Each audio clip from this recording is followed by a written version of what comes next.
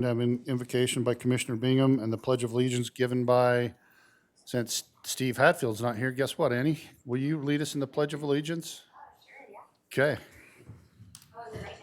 No, not now. Would you After, like to say a prayer? after the prayer.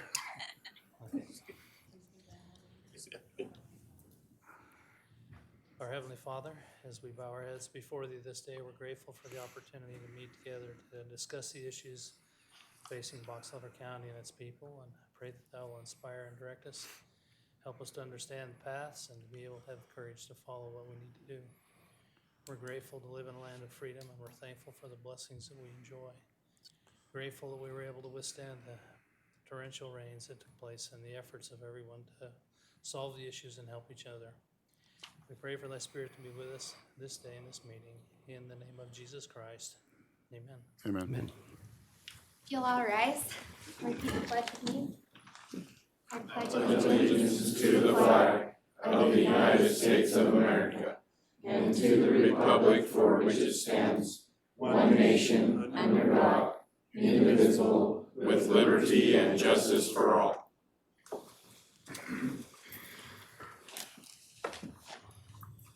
Thanks, you guys.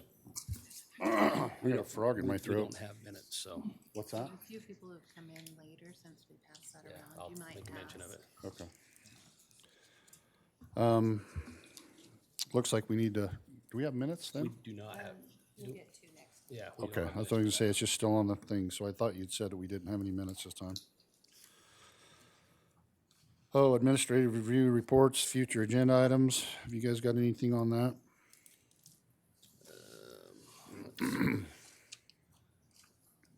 Only, anybody that's come in that wants to sign up for the public comment, we've got the form up here if you'd like to come up and see Marla. If you aren't on the agenda, but would like to make public comment. I don't know if your former agenda items, emergency management issues, I seen Mark slip in the back. We good? We're helping Manaway out today. They've got power or water issues up there. So we put out a code red message on their behalf today, but Okay. everything else is good. Okay. ARPA, LATC, I don't think we've got anything going on No, we're with that. We're good. working that out with budget this year. Okay.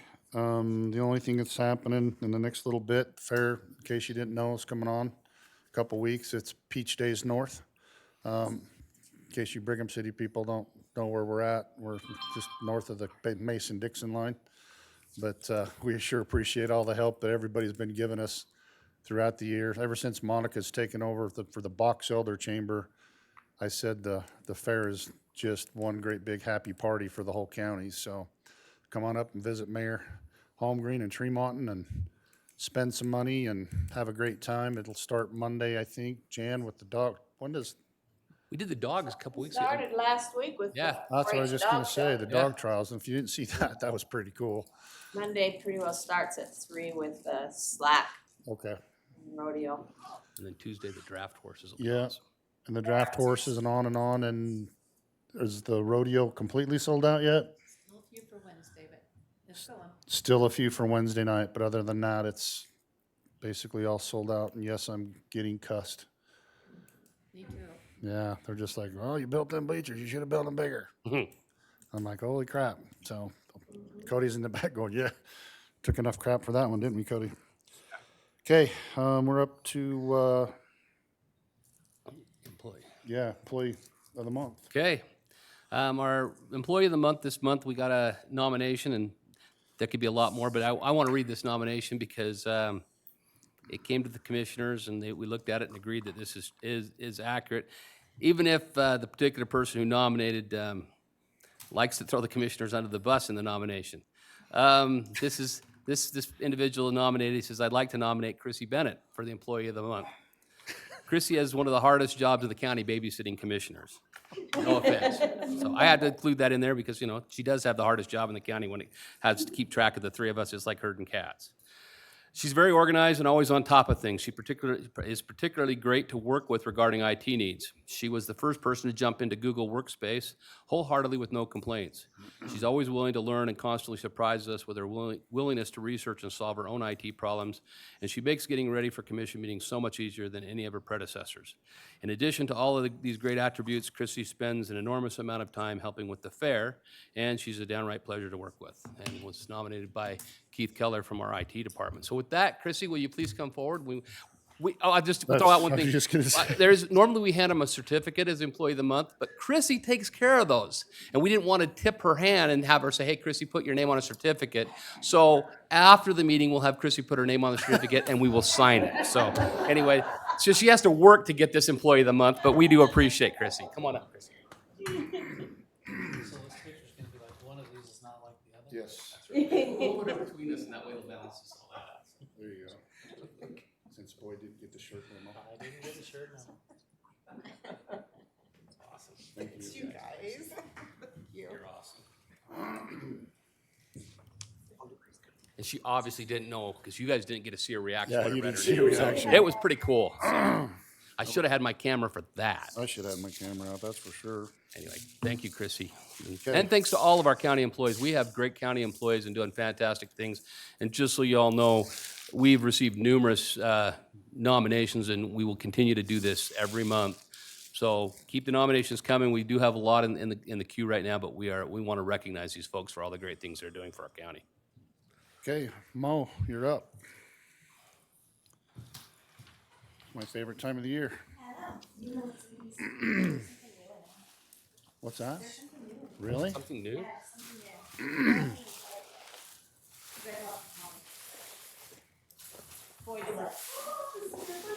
What are we talking You about? want her to come up front and get a picture? Thank you. What's that? You want her to come up front and get a picture with these? Yeah.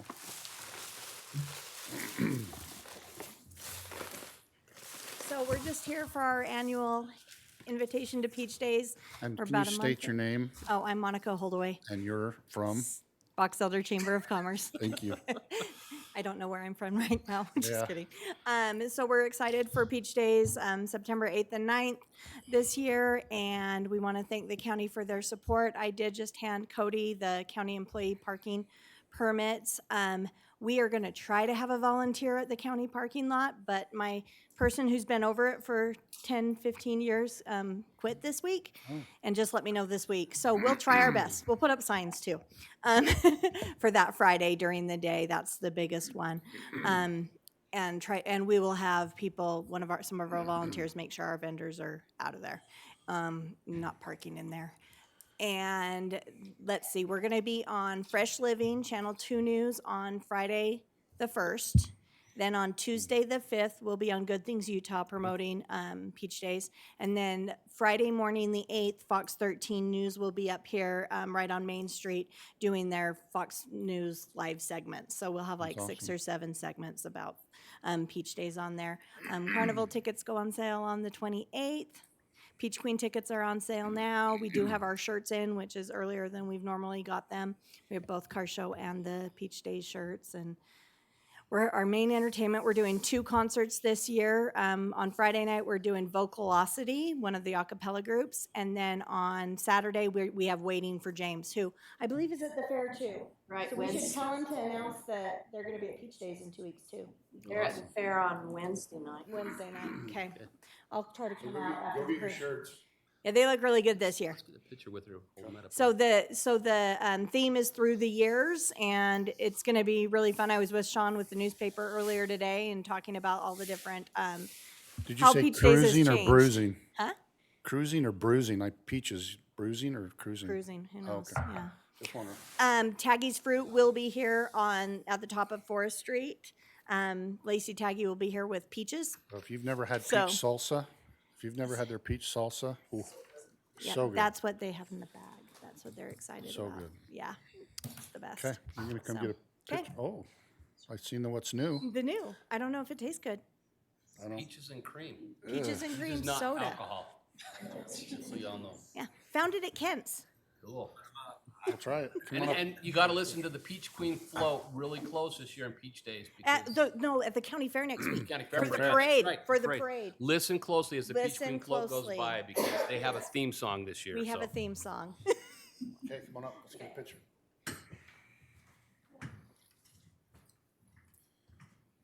You guys are all, okay. Get in here between I'm us. peachy. That's right. I'm peachy. I'm Peachy there. peachy. Thank you. Enjoy. Oh, I will. I'll eat that peach salsa. Thanks for all your work, for everything you do for the county. We appreciate it. Thank you. Cheryl, there you are. I kept looking. I didn't see you for a minute, but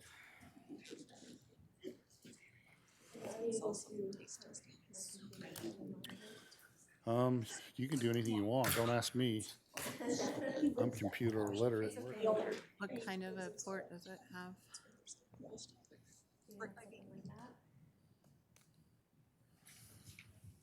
If you can't, that's okay.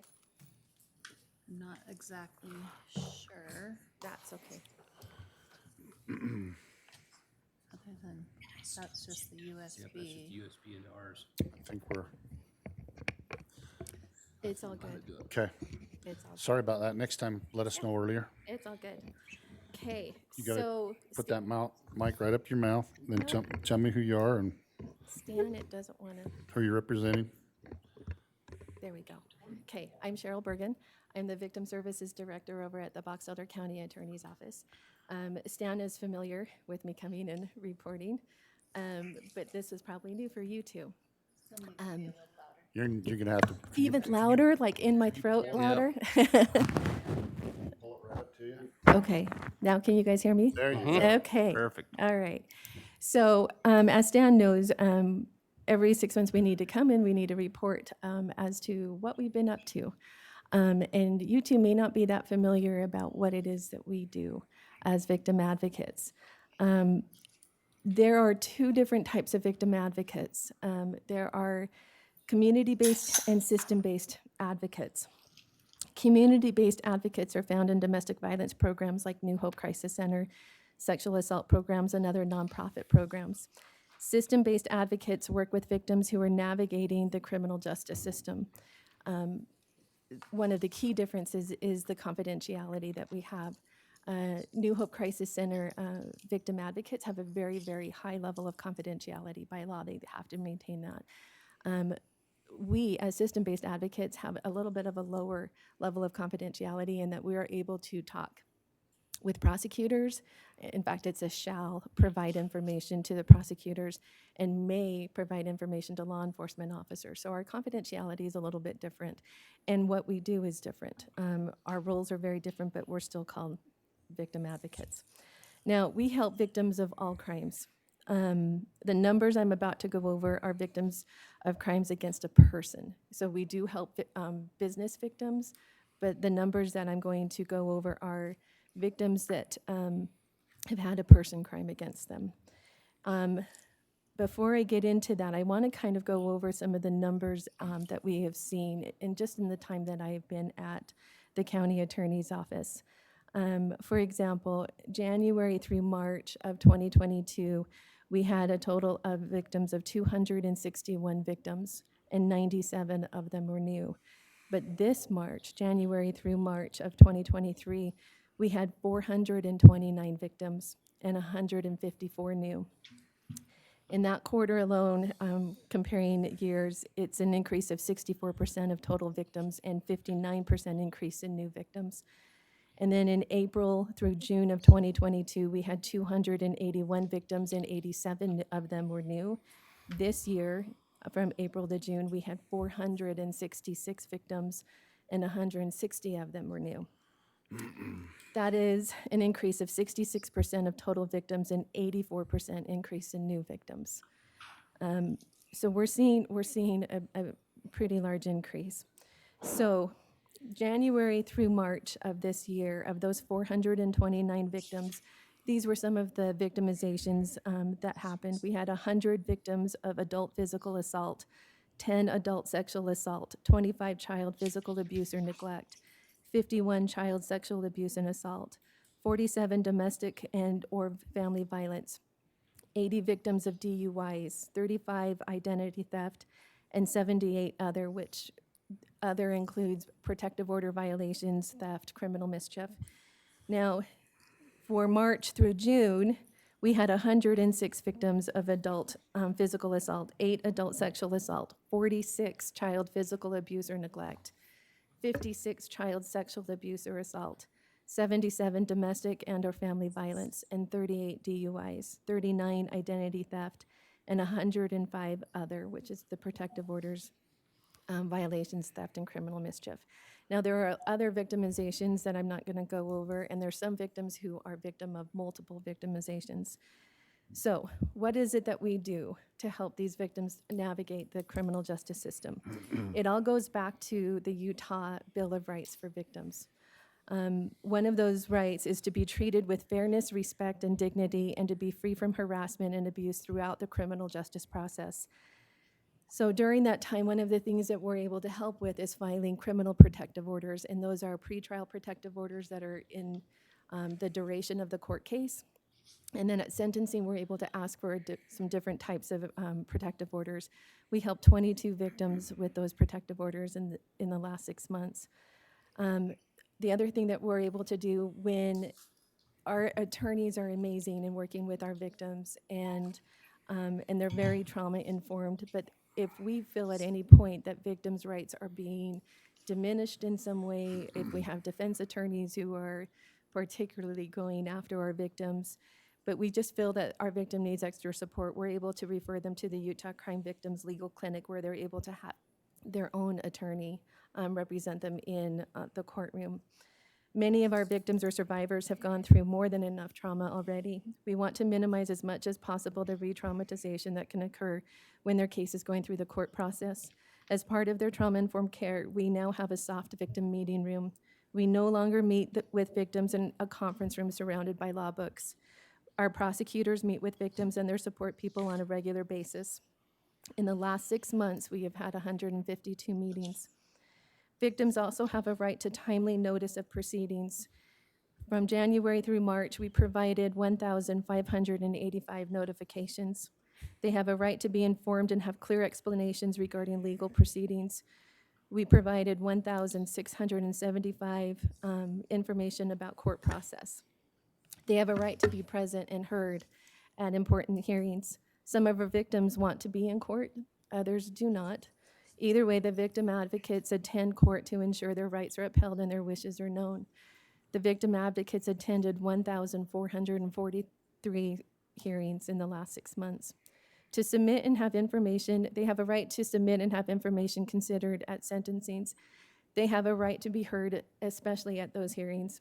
Here, they are able to make a statement, which is called a victim impact statement. Some of our victims send their statement in prior to the hearing. Some read it themselves, and others not comfortable either reading or even being in the courtroom with the perpetrator. In those cases, the victim advocates read their statements for them. Victims also have a right to restitution and or reparations. The victim advocates assist victims in determining the amount of restitution owed and ensure that the necessary documentation is given to prosecutors, defense attorneys, probation, and court. So, I just went over a lot of numbers, right? And I'm sure most of them just went right over your head. It's a lot of numbers. But why do the numbers matter? Each one of these numbers represent our friends, our family members, and our neighbors.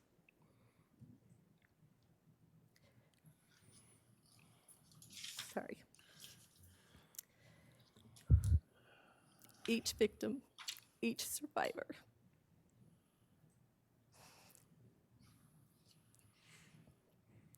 has the right to be helped and supported through the criminal justice system. Sorry, I don't know why I'm emotional. More victims mean more services provided. Our office added a prosecutor to help with the increase in cases. However, we did not increase the number of victim advocates to support the increase in victims. I have been amazed and grateful for the victim advocates, for their dedication and for their work. Tammy and I are frequently putting in late nights to ensure victims are heard, are informed, and are safe. But we can't keep that standard of service up as these victim cases increase. Due to the increase in overall cases and in victims, we will be looking at increasing the hours for our part-time victim advocate position and shifting responsibilities over the 3 different courts. I appreciate that the county attorneys, legal secretaries, and our investigator all share the same work ethic and dedication to ensure victim voices are heard. I appreciate your time and support of Box Elder County Attorney Victim Services. So the only thought I was having through this whole presentation is it's 50% up basically across the board. Is there any attribution of anything? I mean, is there one thing that you can think of? I mean, do you think it's inflation that's doing it, that's putting so much pressure on everybody that they can't, or what do you, I mean, can you put your finger on it? I mean, if you could put your finger on it, we could stop it, but in your opinion, is there something, 50% is crazy that it's gone up that much? It has gone up a lot. You know, and part of the increase that we see is one that we did add an additional prosecutor has been able to go through more cases, but we're still seeing an increase of intake. We're still seeing that increase of cases coming in. I don't know, Sheriff Potter's here. He might be able to answer that question better than I can, but I can't really answer that, to be honest. We just know that there is a big increase just in the short time that I've been at the county attorney's office, for sure. I also brought Maggie. I mentioned her before. Maggie, and she's back there, Done it with is Chase. a dog that we have been training to be a court facility dog. She is now done with her training, and we just need to get the certification process done. I was going to do that last month, but things happened, and so hopefully in the next few months we can get that going. And once certification is done, there's a few more logistics and hoops to jump through, but That's we're awesome. getting there. So You guys got any questions? Yeah, I mean, are any of these folks we're talking about, are they indigent folks, or are they people that have homes and jobs and Oh, yeah, mostly. all of the above. all of the above? All of the above. Unfortunately, crime happens to everybody. It doesn't matter what social status, what socioeconomic status that you have. It happens to everybody. So it's across the board. Cheryl, maybe you can answer this for me, because this is an interesting one for me, is obviously crime doesn't stay just in Box Elder County. So if a crime occurs in Box Elder County, but the victim is from somewhere else, do you guys handle the victim, or do we work with other county victim advocates to help those victims who, say, for instance, something happened here in Box Elder County, but our victim lives in Salt Lake County? How are you guys doing with that? We are, if the case is being prosecuted out of our office, we are still working with that victim. Where, like, if they need additional services, Right. that comes into play of getting them the services that are closest to them and what's most appropriate for them. As you and I have talked about before, some of our domestic violence victims, a lot of times, even if they are from here, will often go outside of Box Elder County for help and support, just for safety in their minds. So, Right. but yeah, if it's being prosecuted out of our office, we'll help the victim wherever they're at. We've got out-of-state victims all the time. So, Yeah, that's why I knew that. I just wanna We make sure. can't thank you and your Thanks. people enough for what you do. Yeah. So let us know if you need some help, and we'll try to dig up some money someplace to help. you'll be hearing from me again. And Thank you. if you want to bring a presentation, just if you send it to Yeah, no, it's to all us, good. we can put it on the board anytime, so. Yeah, it's Okay. all good. Thank you. Thank you. Okay. Thanks. Looks like we're to 11:58. Bruce Nelson, It's me. there he is. Here I am. I think there's a presentation that Marla has. Yeah, in just front of you, and she just put it up on the screen. sit down and state your name and tell us what you're here for. You gotta put that mic right in front of you. Right in Sorry front of me about like this? that. Just exactly. Okay. You got a good voice. Thank you. I didn't bring any gifts, though. That's all right. My name's Bruce Nelson. You only have 30 seconds then, right? I appreciate the extra time. There you go. Anyway, let's go to the next page. So there's a lot, as you guys know, and everybody knows, we live in the second driest state in the Union.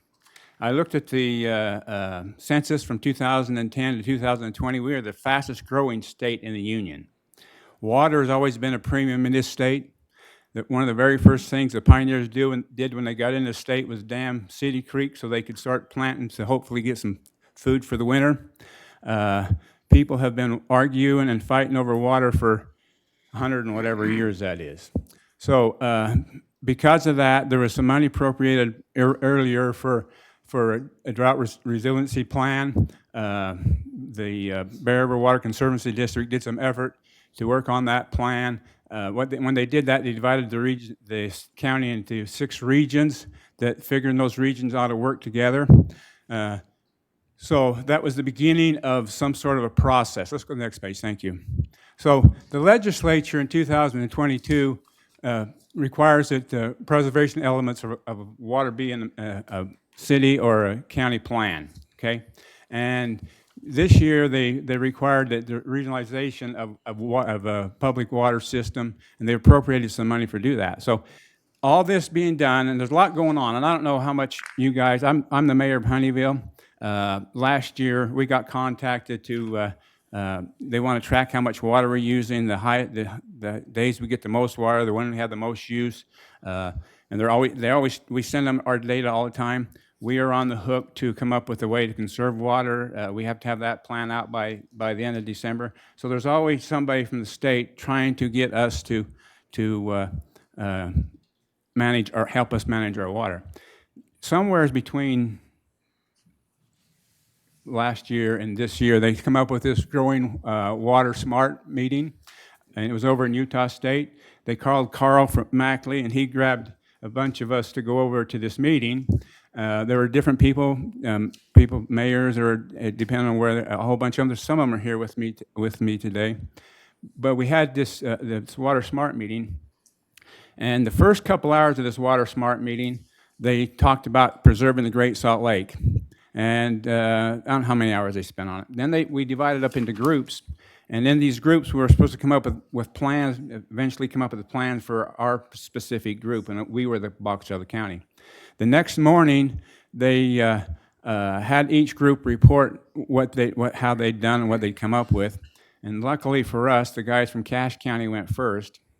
And the guy from Cache County said, and I'm going to quote as best I can, "I don't know how much caring and sharing we need to do." It felt like they were trying to figure out a way to get water from Cache County and Box Elder County to go to down south. And they asked, at one point, the question was asked, what are you willing to give up? And so we felt like, we have our water. We don't feel there's a need to share, but we need to manage our water. So in this these 3-day process, we come up with 3 goals that we felt for Box Elder County. One was to preserve our agriculture economy and our heritage. One was to grow within our water availability. The other one was we wanted to keep our water resources for future use and keep water to the land so that we're not giving it to somebody else. Let's go to the next page. Now this is the committee that we formed after that. We've met a couple times trying to figure out the best way we can meet those requirements for the Senate bills. As you can see on the list there, there's a bunch of us. I got myself, Boyd's actually there. We got the mayor from Tremont, who's back there, and I guess you guys all know him. Bryce Wheelwright is a planner from Willard City. He's back there. Monica's back there. Stephanie's back there, and Carl's back there. And we're what we would like. Let's go to the next page. So what we would like to get from you guys, our goal in this presentation, is we are of the opinion that we need to get a county master plan for water. We believe that if we're united as a county, we have more protection against the forces that come after us than if we are divided. And I know we're all independent. We all like to take care of ourselves, but we think if we get together as a county, we can protect ourselves better. So what we're hoping is that the county commissioners will kind of take the lead in helping us to create a county-wide master plan, water master plan. we've got this committee organized. We're hoping you guys will use that committee to move this forward, to get, to help us to get organized. Also, we have, in our talking as a committee, we've come up with a schedule and what it's going to take to get to a date next year. I think it's 2025. We're supposed to have a bunch of stuff for the state. We worked out a schedule to get there. We've come up with a list of requirements we would need if we to get some contractor to come and help us with that. So we're hoping that the county commission will put out an RFQ for a request for qualifications to help us get this master plan. The other thing we'd like to do is we'd like to use some of the Bearville Water Conservancy District money. Bearville Water Conservancy District is also going after some state funds. Carl talked to the CIB a couple weeks ago. They're going to be on the agenda for him in October, and hopefully we can get some money. And with the plan we got going forward, with your support, I hope we can protect ourselves from what I perceive as the forces coming after us. I think that's it. And so they've actually put in the 6 same regions with the drainage districts. And I don't know if you've heard of that also, but those same 6 districts have a drainage district, and they're all tasked with basically the same thing that what you're doing there. And then they'll come together in 2025 and have everything put together. I can tell you that I'm on the Bear River Drainage District, but they are looking for some people that are on the west side of Box Elder County down through Tooele and 3 other counties that way. So if you can think of anybody who wants to volunteer to be on that drainage district, but it's basically the same 6 districts, but this is the drainage part of it. So drainage as far as the Bear River drainage, or what? Everything. Oh, is that right? Yep, everything. So, yeah, I just had another phone call yesterday about that. So they wanted me to be on the west side too, and I'm like, no, I think Lee or Boyd needs to be on that. So I've thrown you under the bus. So anyway, we think that water is important. We know that we're going to have to do this. We've already talked to our planner. Scott's on your Scott's on agenda. our list. So We also have the Bear River Water, the canal company. Right. We got them involved because they think they'd be involved. Yep. They need to be Yep. involved. And I they're think here. between Scott, They just showed up? yeah, no, they're here. They've been here. Oh, So, so Scott Lyons will put out the RFP or Q or whatever, Okay. whatever you want to do, and then we'll take a look and see how we can fund it, in my opinion. So I have a question. Okay, go ahead. So you're talking an RFQ for an engineering firm? What are we talking?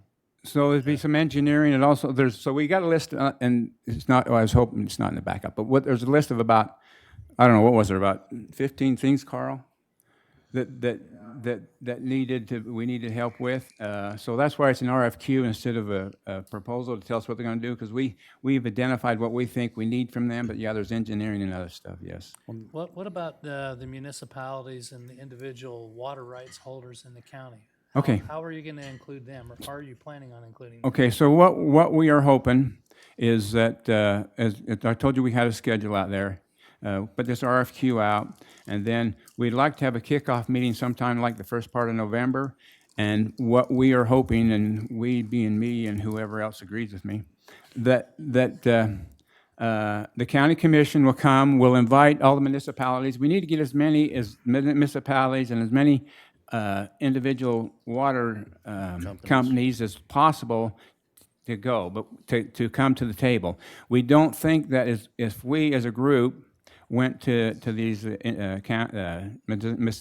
cities or to the private companies, we don't think they would be as willing to talk as if the county commissioners was the face of this.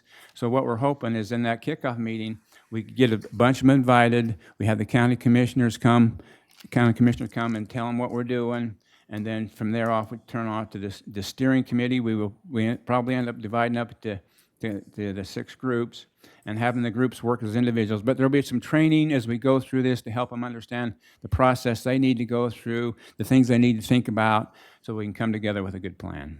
Okay. So the reason I was saying that is because in this, what was it, you quoted the Senate Bill 76 that was just passed? Line 528 says, "It shall consider the potential opportunities and benefits of planning for regionalization of public water systems." It doesn't say you shall create. It Right. says you shall consider. So that's part of the process. So from my point of view, I've been in your position, and when I was in your position, it caused me not to sleep at night to have a group come in and tell me how Honeyville's water was going to be used and our infrastructure was going to be used. So from my standpoint, the only way that's going to work is if people talk through it, and then the local board has to vote whether they want to participate or not. Maybe there's communities that want to sell water. Maybe there's communities that want to move water, but they're going to have a voice in that process. I totally agree, and I totally agree with what you're saying, Boyd.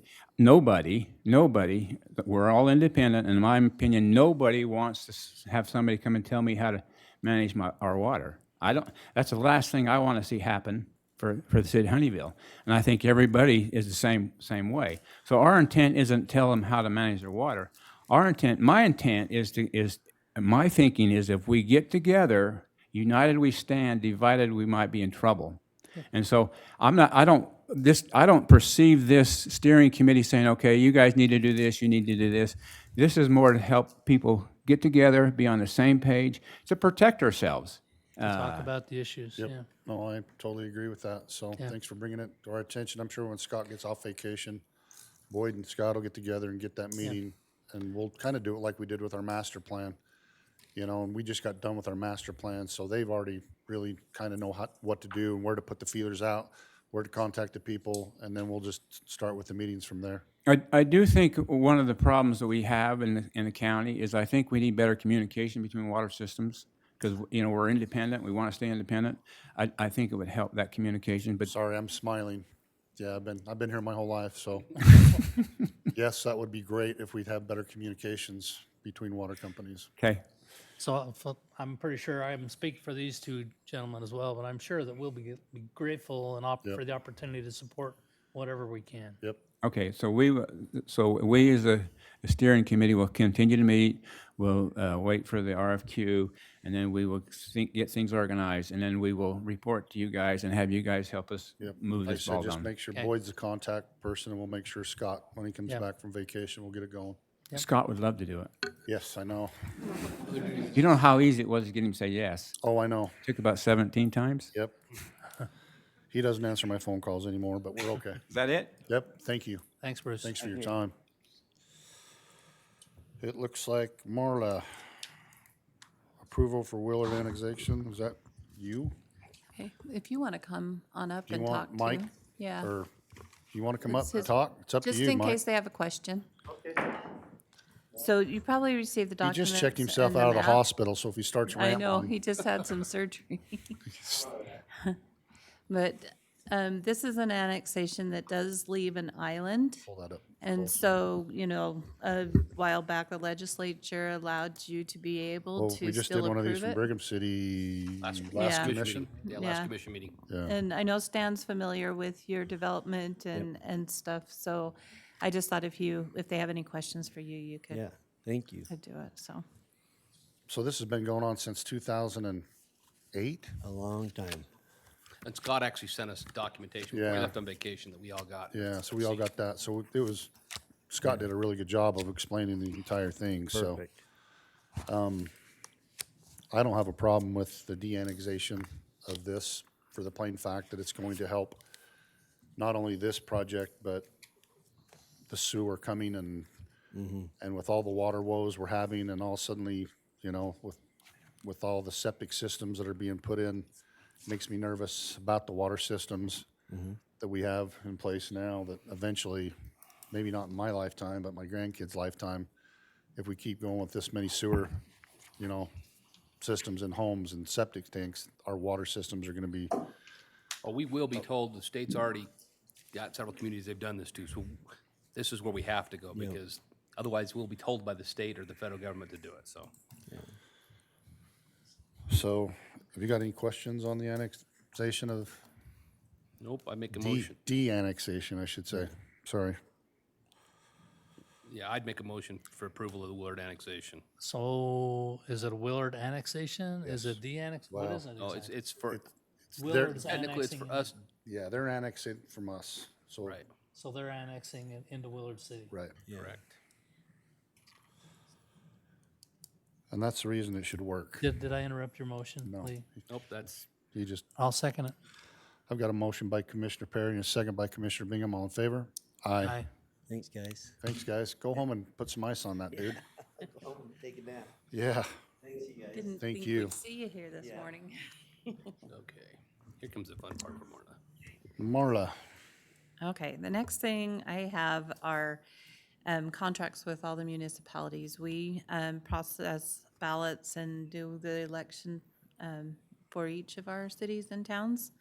And so we have 16 municipalities, so Stan, you get to sign 16 times on these. Speaking of carpal We tunnel. have made it so that this agreement is ongoing unless one party or the other wants to terminate, so. So who's the only one we don't do? Well, we do all of them So I thought now. we had We used 17. to not do Bear River. They like to do their own, but Oh. since legislature changed it to all vote by mail, they have had us do it, since we have to verify signatures regardless anyway. Cool. And so we do all of them. There could potentially be 4 of these that won't have an election this year because they didn't have any opposition in their races. But we'll sign them all and then they'll just be ongoing. Okay. I'd entertain a motion. Make a motion to adopt the election contracts 2361 through 2376 for Box Elder County municipalities. Second. Got a motion by Commissioner Perry, second by Commissioner Bingham. All in favor? Aye. Cody. Let's come up and talk for a sec.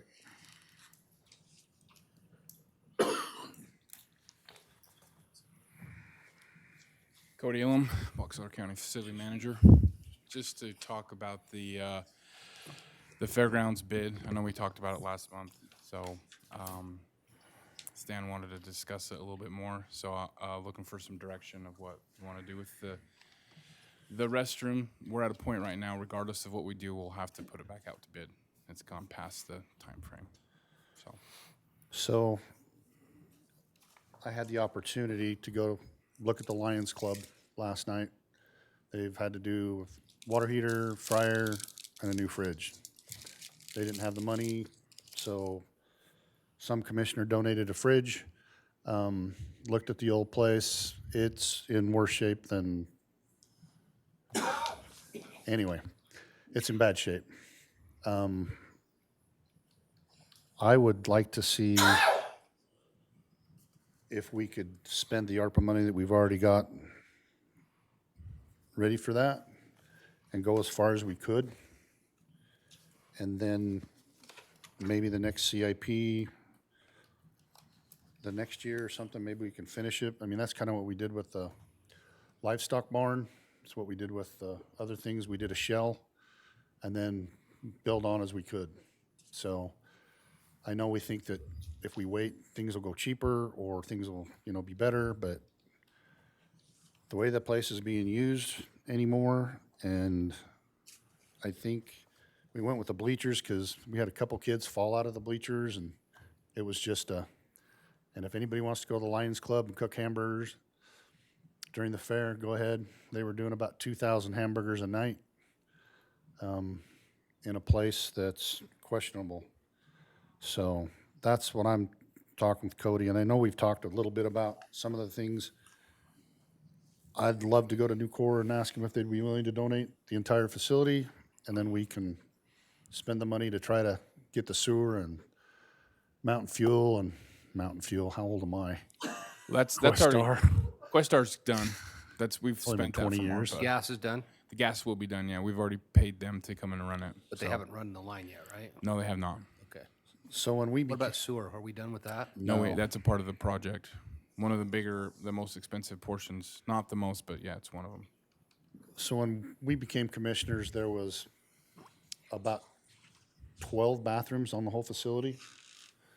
And if you'd ever went to the fair prior to us, it was a mess completely trying to get to and from bathrooms. And now the west side, now that we're at 6,100 people, the restrooms on the west side are, to say, subpar.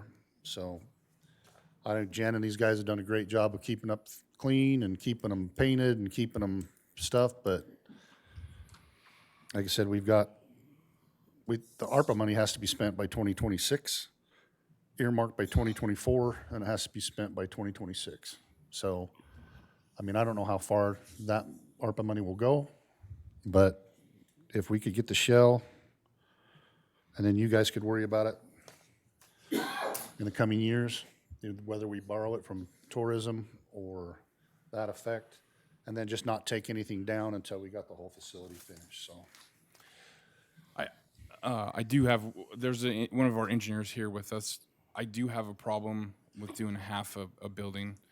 It's gonna be hard to sit and I will do whatever you guys tell me to do. I will do it. I'm But not talking about half the building, No, I'm but talking about the building and then put. I'm saying half of the I know. construction. I'm just So if kidding. we do half of it, have another contractor come in, it's gonna be tough. Yeah, It's doable, but then again, the light, how long will it sit? How long will you guys? I would recommend that we pull the trigger on the whole thing if we're going to pull the trigger, because if it sits there for 6, 8 a year, then I'm gonna be coming in spending more money to get it back up to where it needs to be because of weather. So I will do what you guys want me to do. I do think if Nucor is willing to donate some of that we do the contract and have something in writing with Nucor before we put the project back out to bid, because it's hard to say, hey, we think Nucor will help us, but we need something. I'll make sure it's taken care of, just like you did the other two buildings. Right. So what we do is we'd set it up that way. That's not a problem. We can write it that way. It's just I have a hard time just doing it halfway through. So you guys just tell me what you want, and I'll do it. So for my questions, I've never been in the budgeting process for the county. I know in Honeyville, what we did sometimes is we allocated funds in one year, and then the next budget year, we allocated some more funds. Is that a possibility or Yeah, that's a feasibility? great idea. What we could do is we're just a few weeks away from the CIP process. It's not going to be. Are you on that list? Yeah, multiple times I'm on that list. That's all, it just, Yeah, that's good. So that's something that if we can earmark some of that and allocate the remaining funds, then we could pull the trigger on the project now and then have that paid for at the end. I don't have a problem with that either. It's just I have a hard time getting a contract with someone when we don't have the funds secured for the whole thing. And I can tell you with Cody, when we did those other two buildings, I mean, I was putting bathrooms together the day of the fair. I mean, we pulled a bunch of people together, volunteers, and we were putting bathroom stalls together up until the time the Wednesday the fair opened. And that just goes back to the contractors. It's Yeah. Everybody's hands on, just like the stairs out front. Yep. Supposed to been done 2 months ago, and here we are. Yeah, that's why I was late for my meeting. I couldn't get in the building. Sorry by the about way. that. He promised me by Friday, but contractors So honestly, aren't honest. if you guys thought that was something else, I'll make a point to get a meeting with Nucor, and I'll go on my hands and knees like I did with the last two buildings, but they were very, very good about doing things for the community. We have 5 brand-new CEOs now in Box Elder County with all the divisions of Nucor, but they're We can great people. go through a bid process and have Nucor in there. We could do a bid process for Schedule A being cinder block, Schedule B, Nucor donating that stuff. I mean, we can do all that. And we So- could put donated by Nucor on the side of They the didn't building. want anything, they didn't want anything Didn't want done. anything done. I did it anyway, but they didn't want anything done. So, okay. But I agree. We've got funds that are budgeted. I think we ought to figure out a solution, whatever that is. I'm not sure we've figured it out just yet, but Okay. Okay. We'll get the ball rolling. Okay, sounds Stan. good. Thanks, Cody.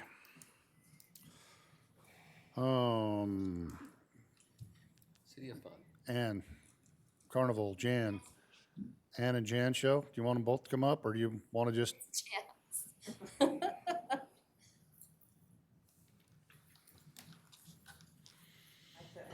case I didn't make it down.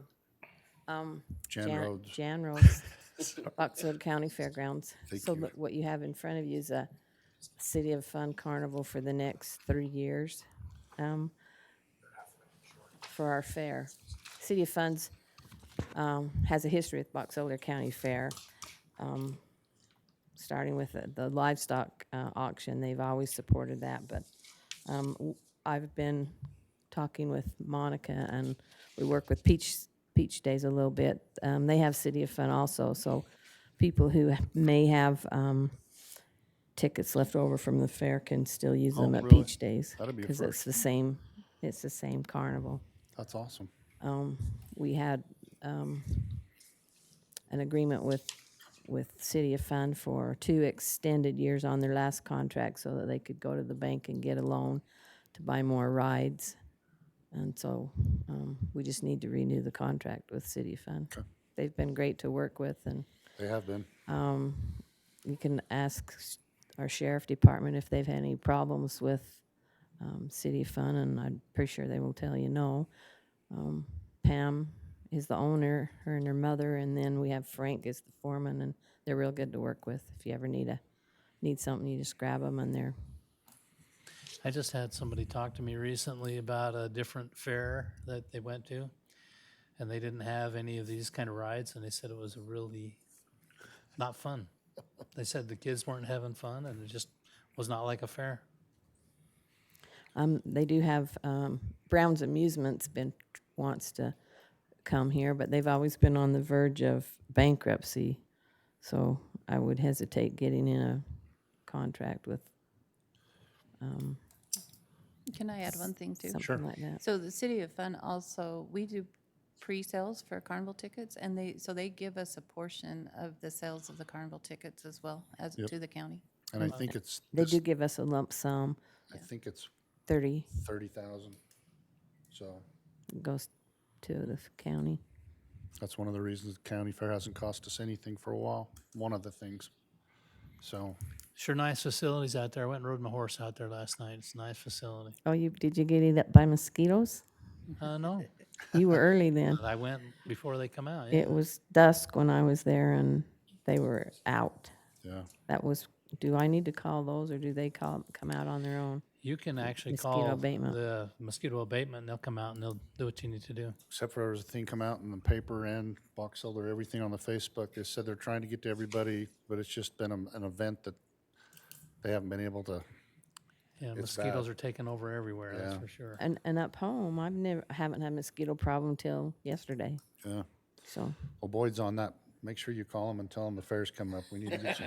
okay, Boyd, Okay, I'll do it. Commissioner bringing When me do you over the want 'em there? mosquitoes. When do you want them? Tuesday. Before the fair. Tuesday. Monday, Yeah. Monday, And tell him to come Start. around Wednesday again and drive and then through. do a second hit on Wednesday, Okay, I'll call them. second hit on, or third hit on Friday. Yep. Okay. I entertain a motion for the contract of City of Fun Carnival. I'll make a motion to adopt the contract 2359, City of Fun Carnival. Second? I got a motion by Commissioner Perry, second by Commissioner Bingham. All in favor? Aye. Aye. Thanks, Thank Jan. you. Was there just the one? Yep, that's it. Oh, where are we at? Wyatt? Hey, you're already on your way. Thanks, Wyatt. Thanks for taking care of me. All right, Wyatt Freeze, Box Elder County Weed Department. In front of you got a cooperative agreement between us and the DNR, Division of Wildlife Resources. So we've had this in the past, but this is basically a renewal between us and them. They reimburse us for work done on Class 3 Utah State Noxious Weed Phragmites. The only thing that's changed is they increased it from 10,000 to 15,000, so they gave us a little bit extra. And we took your advice from last year, and myself and Ashley with USU Extension and the U.S. Fish and Wildlife Service put in a WRI grant for radio collars to graze the frag. So we're trying to use that integrated management method, and we're pretty excited about that. But yeah. That's awesome. So if somebody has Phragmites, you'll come and spray them? So How's that work? how that's worked in the past is through this agreement, that money will pay for chemical, and then we usually try and do a cost share. So if they'll pay for the treatment, we'll provide the herbicide, or if it's a small acreage, our crew can come do it. Yeah, but I mean, if they're willing to pay the bill, you'll come and do it anyway? You got Yep. time to do that? That's the $1 million question. I would like to say yes. Yep. When is the best time to spray them? So best time, the research has shown between August 1st and first frost. The reason being, after August 1st, yeah, it starts to put resources back into its roots. So we put that herbicide on there, and it draws and gets it I killed need you from to the come and spray roots. some. I'll be glad to pay the bill. Okay. Yeah, we've got a lot of good resources beside the UTVs. I mean, a lot of drone guys are popping up that are doing really good work. This is reasonably accessible. Yeah, So right off our You can home. use the Sherp too. that'd be great. I'd love to use the shirt. There's a 300-gallon tank to put on the Sherp. Yeah, so- yeah. We got some right by the road shed we could use that for. But Yeah, I'm not sure the Sherp would work in this particular application. all the tools in the toolbox, right? So I'd entertain a motion. I'll make a motion to approve the cooperative agreement 23-58. Okay. Second. I got a motion by Commissioner Bingham, second by Commissioner Perry. All in favor? Aye. awesome. Thank you. Thanks, Wyatt. Big D.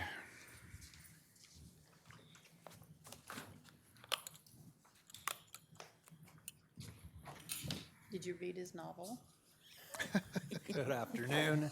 Darren McFarland, Box Elder County Road Superintendent.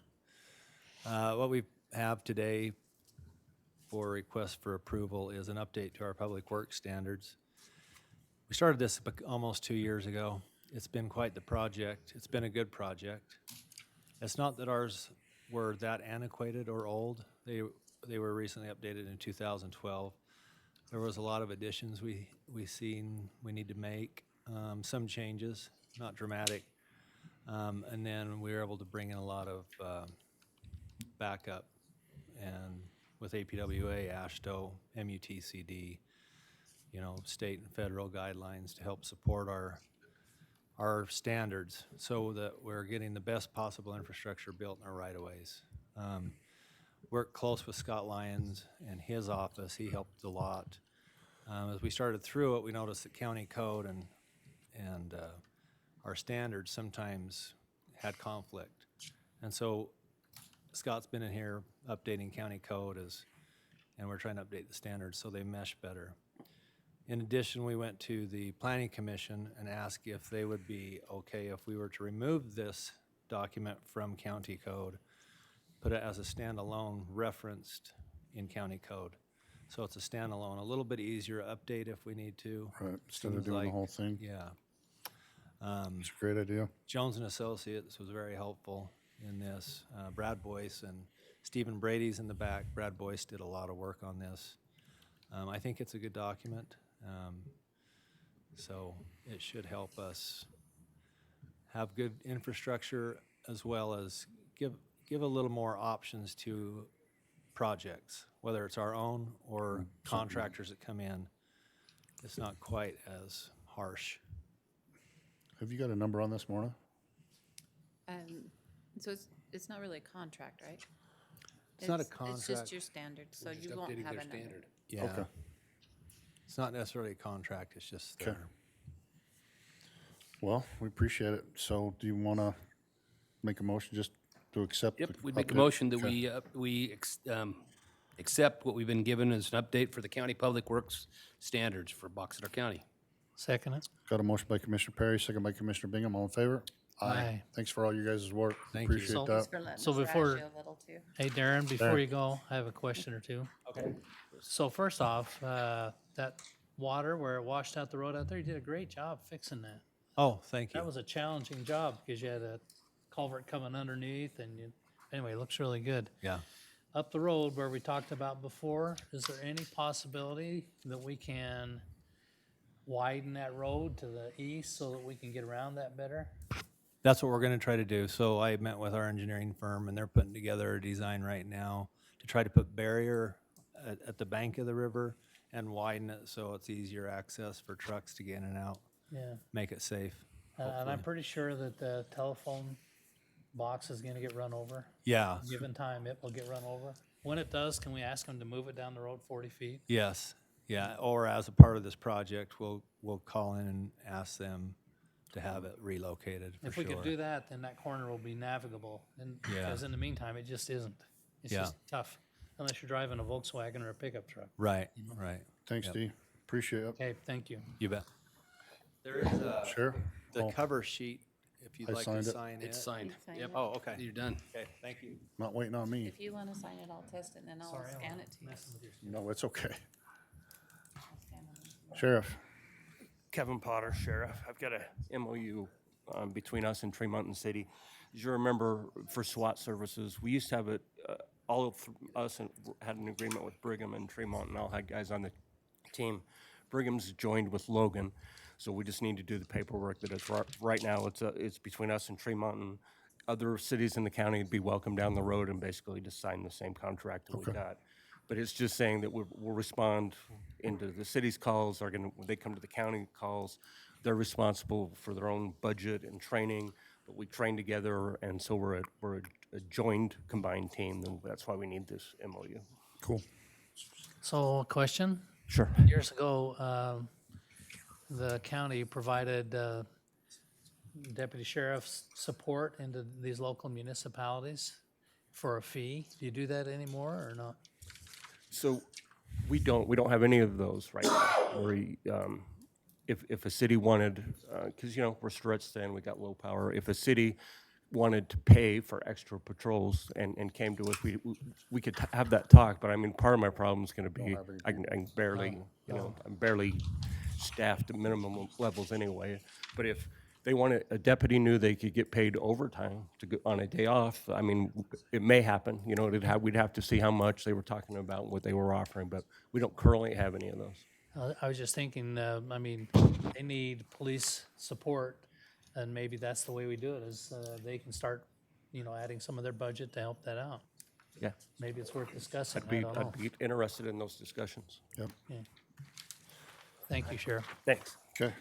Just to Entertain a clarify on this motion. contract, there are a few minor changes to it. Tremont went ahead and signed it before they sent it to us, and there was a few things that need to be added. So I'd suggest you approve it subject to those changes. Okay. I'd still entertain a motion.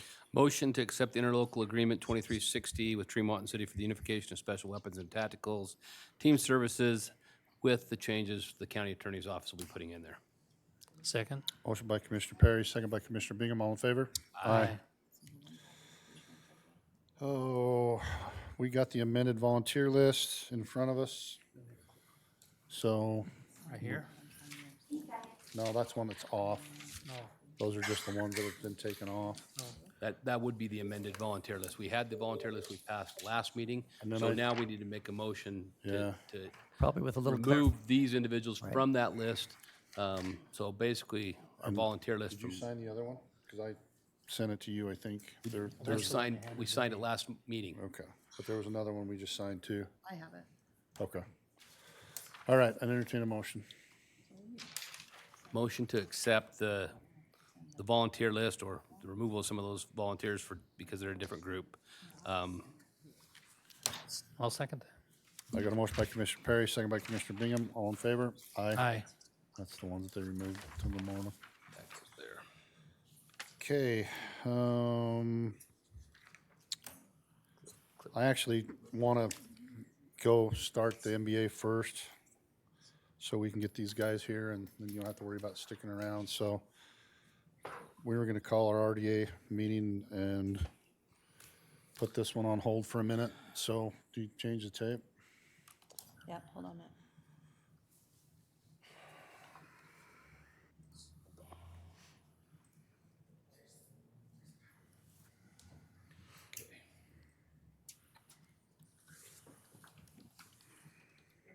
Got it. Yep, I see it there.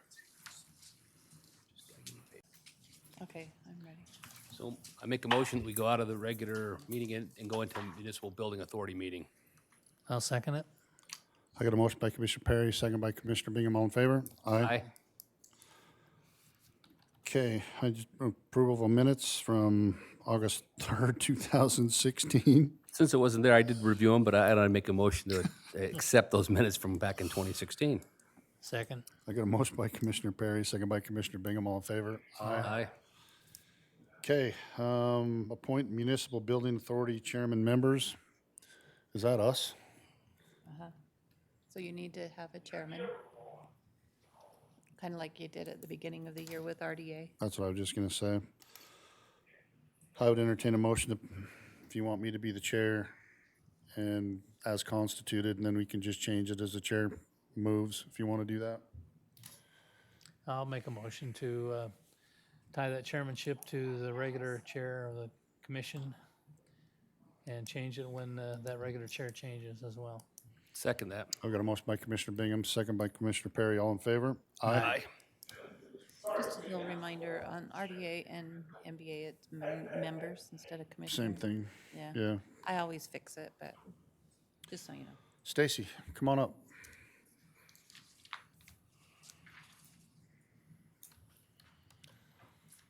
Both of you just state your name and what you're doing here for us.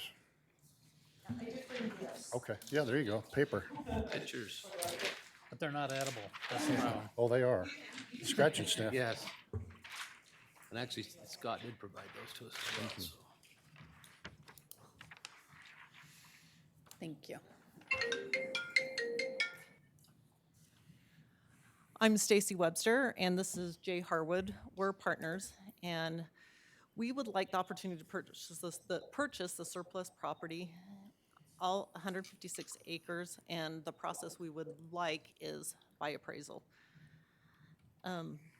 First off, we need to drill for the gravel before we purchase it to see if there's the substantial and the correct materials that we're looking for.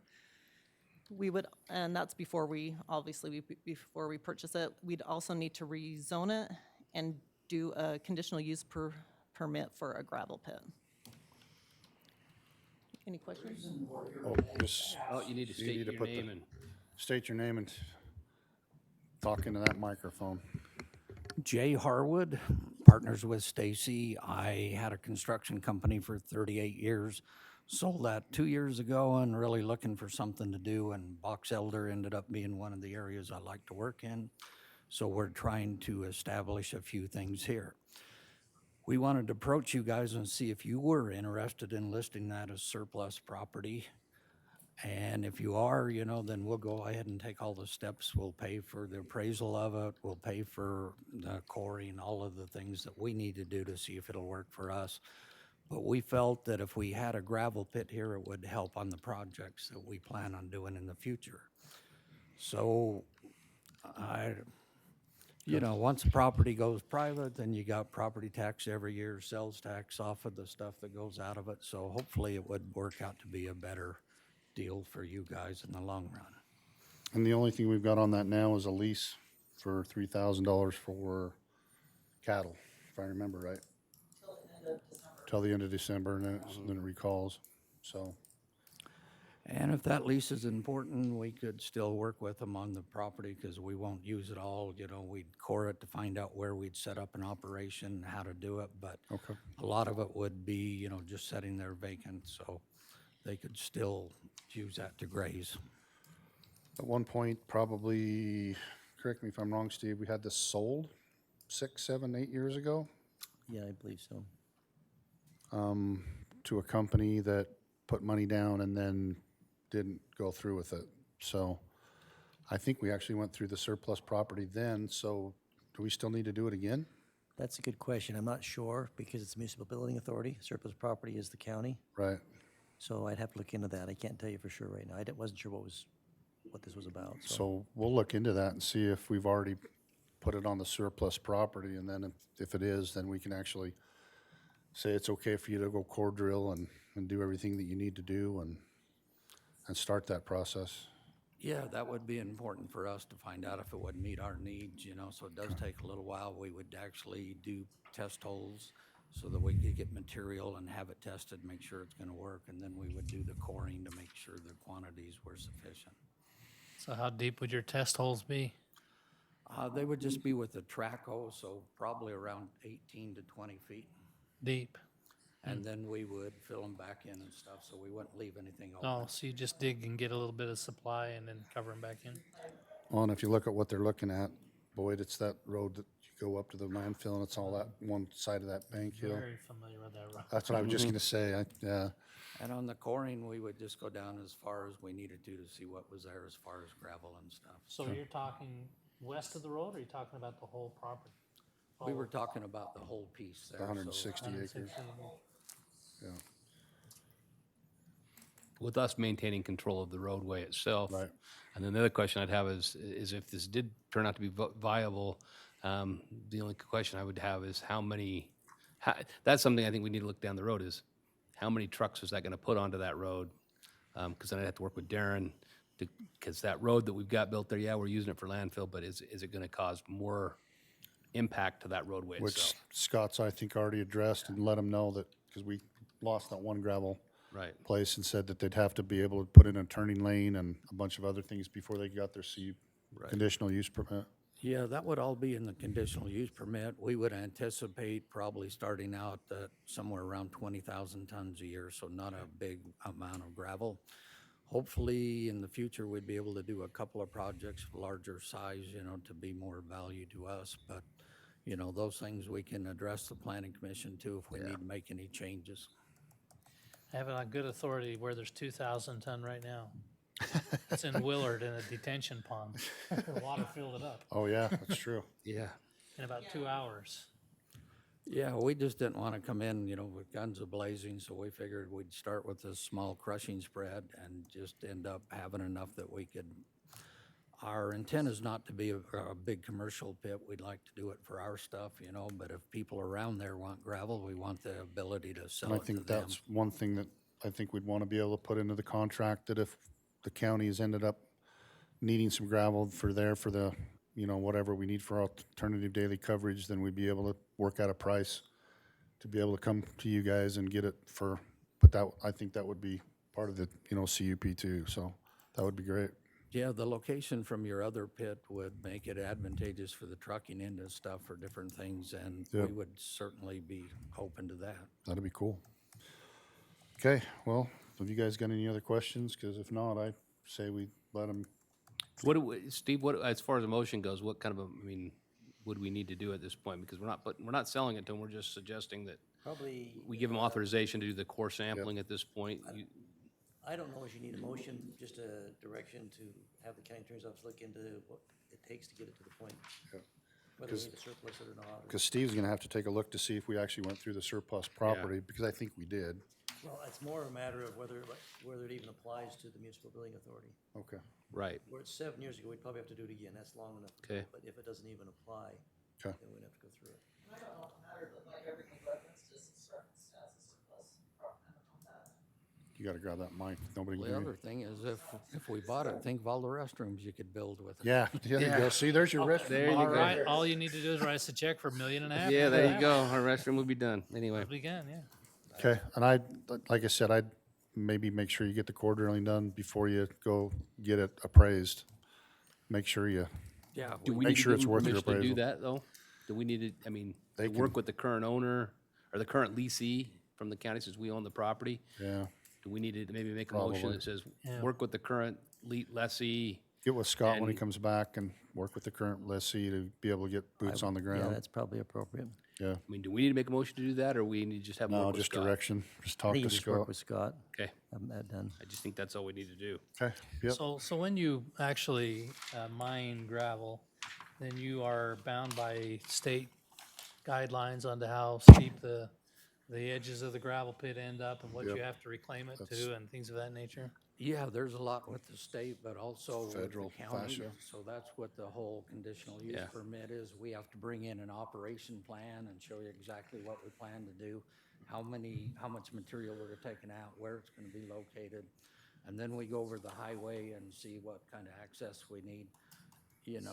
If we're at a low volume, I'm not sure we really need the XL and decel lanes, but if we were to be a high one, and depending on where we came in, that could be very necessary, so that would just be a discussion with the planning commission to make sure.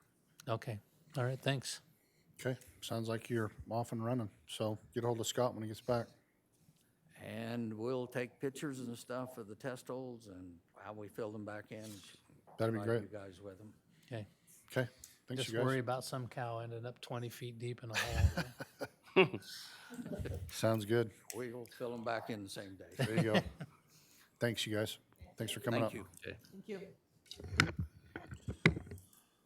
Okay, and entertain a motion to go back into our regularly scheduled business meeting. I move we go back into our regular scheduled business meeting. Second? Motion by Commissioner Bingham, second by Commissioner Perry, all in favor? Aye. You guys got the clock? Yeah, I'll get one here. Okay. So I don't have the list if you want to say who and what All they're right, speaking so for about. public comment, we have two individuals who have signed up for public comment. First is Deanna Hardy. I haven't changed the thing yet, so hold on. Oh, we did our last meeting to this one. Tell us when you're ready.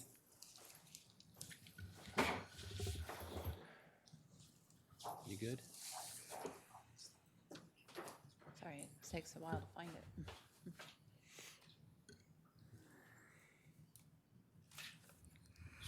Okay, I'm good. Okay, all right, Deanna, go Ready? ahead. Okay. Deanna Hardy Brigham. On behalf of the Box Elder Committee of Liberty, we ask that our county cease the practice of gerrymandering. Gerrymandering is the practice of combining enough favorable parts of a district to give a pre-selected candidate or party a majority of voters, thus ensuring that the opponent cannot win in that district. Frequently, the result is an unwieldy shaped district rather than being a simple, tight, geographically compact district. Instead, the district sprawls illogically, even following sidewalks, streets, rivers in an effort to connect favorable neighborhoods.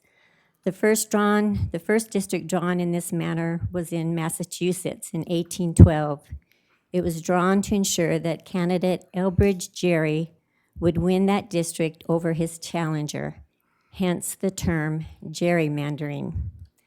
This practice has continued over the decades since, and when Democrats regained state legislatures in the South at the end of the Reconstruction, they drew districts to ensure that the majority of voters were white Democrats, thereby preventing blacks from being elected. Republicans are also involved in this unfair practice. In studying our founding fathers, they said that districting should be done in squares, and when that square becomes overpopulated, it is to be cut in half. We have gerrymandering happening in Box Elder County. My relative that lives one street to the east from me, they were removed from our precinct, and we are now connected with people who live over by the mountains. We would ask this commission to cease with gerrymandering that is happening in our county so that everyone has a fair and equal chance of winning in elections within their tight, geographically compact district. Thank you. Thank you. Okay. The next person on the public comment list is Sean Lucas. Want to come up, introduce yourself? Thanks.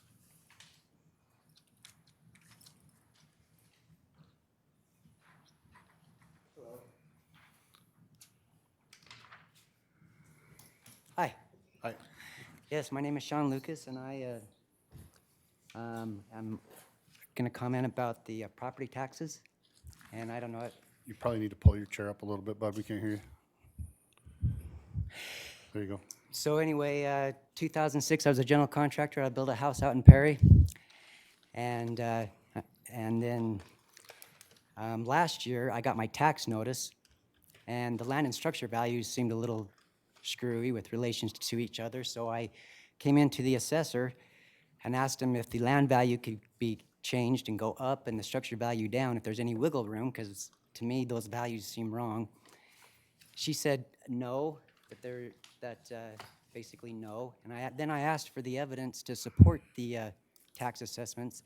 She said we're a non-disclosure state and they don't have to turn over any evidence. But then the legislature passed a law saying that the taxpayer is entitled to that evidence. But anyway, fast forwarding to now, and I'm sure you guys know me, I'm familiar, but I have a state records committee hearing in about a week and a half, and then I have a state tax commission hearing in about a month to resolve all these other issues. And I started studying the tax law. Well, actually, I started studying the law about 10 years ago for various reasons, and I'm very knowledgeable on the law. And in studying Title 59 and property tax and constitutions and stuff and this and that, I feel that the 2022 tax assessments are unconstitutional. They're too high. And so, I don't know how much information the other commissioners have, but, so I just wanted to make the public comment that I am working on getting this resolved. I anticipate it's going to go to the Utah Supreme Court at some point. Utah State Tax Commission may take care of it, and I would just like to invite everybody here who's interested in what I am interested in is also I feel the excessive property taxes, and I can give them details so that they can appeal their taxes this year, because this year's tax assessments will also be erroneous. And basically, it's due to COVID-19 and excessive buyer compulsion. And those are a lot of details I can give other people about. But and so I'm going to come to these meetings. I've been coming for the last 4 or 5, and to get a feel for this county government. You got about 30 seconds. And I talked with Commissioner Lee about this and Commissioner Boyd Bingham, both of them, about the Board of Equalization, and the commissioners are the Board of Equalization, but there's some issues there. I never got any really response back. But there's some issues I'm working with. There's in procedures and this and that. But so I'm just going to come to these meetings and keep everybody updated. The public, I would like to invite the public to spread the word. I ran an ad in the box. Your time's up. Okay, thank you. Thank you. Okay, I'd entertain a motion to go into a closed. Make We've a only motion to had go into 2. closed session to deal with personnel issues. Could I be Second. accorded the opportunity to speak, please? Commissioner. You came in late. We came in late. Well, we probably ought to start making sure if you're gonna do it, you need to get on before. So I'd love to do it, but I've got things I gotta get done too today, so sorry about that. See the list up here. We talked about it a couple different times during the meeting, so I'd entertain a motion to go into a closed session to talk about what? Personnel. Is that personnel? issue. Lee made the motion, I seconded. Okay, I got a motion by Commissioner Perry, second by Commissioner Bingham. All in favor, say aye. Aye.